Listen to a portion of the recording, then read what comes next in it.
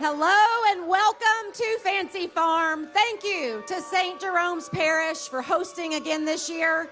Thank you to the Democrats who've traveled from all across Kentucky to be here. And to all the Republicans who have been bussed in from other states, welcome to Kentucky. Now, I'm going to begin a little differently than most speakers do because I do have an apology to make. I know there have been jokes that have been made about my hairdresser over the years, and so I do want to apologize for helping her during COVID because it's actually Allison Ball's hairdresser that needed all the help she could get. I am so proud to be your Lieutenant Governor because you gave me the opportunity to be the highest elected woman to give birth in office, the only woman ever re-elected to this position, and the highest elected teacher in Kentucky.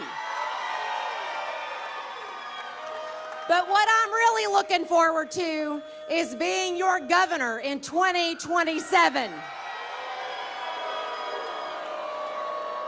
Now, speaking of governors, I know at least some of you are really upset that Andy couldn't be here this year, and I want you to know that I tried. I really tried to get him here. I even told him Fancy Farm was in New Hampshire, but it didn't work. It just didn't work.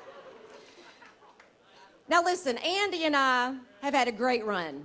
More economic investment and more job creation than ever in Kentucky's history. And it all started because we barely beat Matt Bevin back in 2019. But they're still making headlines. Both of them are still making headlines. Beshear as a presidential contender and Bevin as a perennial criminal. I really cannot imagine how embarrassed I would be if we lost to a guy like that. Poor old Jamie Comer, he went from losing to criminals in Kentucky to protecting them in D.C.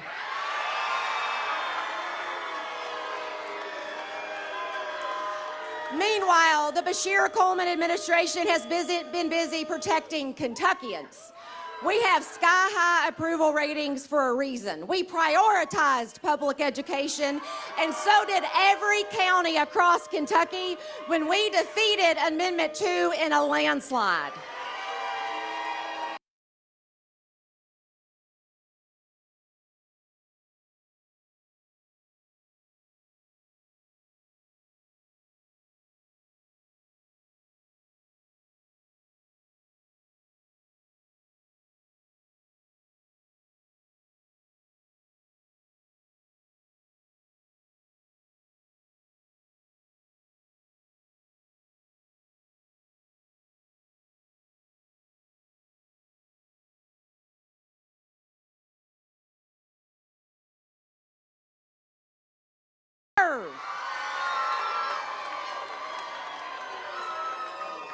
One of my favorite things, though, has been the All In for Ag Education Week that Jonathan Schell and I created together. We visited elementary schools all across this state, and Jonathan was so committed, he even wore the same size shirts as elementary school kids did.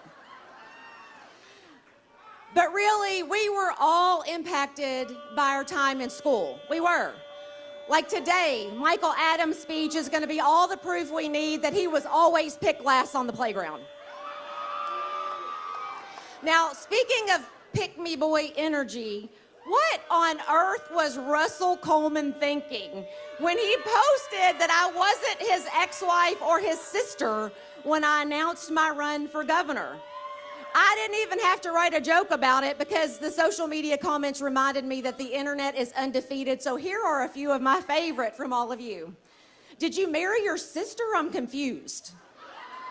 No one thought this woman would have ever married you. Keep dreaming. You look like the kind of guy that would marry your sister. And leave it to an unattractive, irrelevant man to try to make it about himself.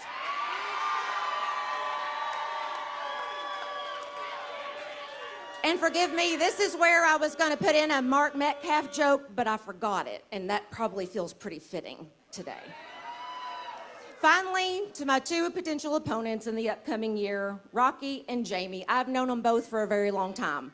They both actually served in the House with my dad.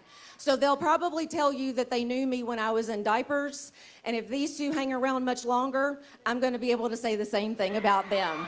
Thank you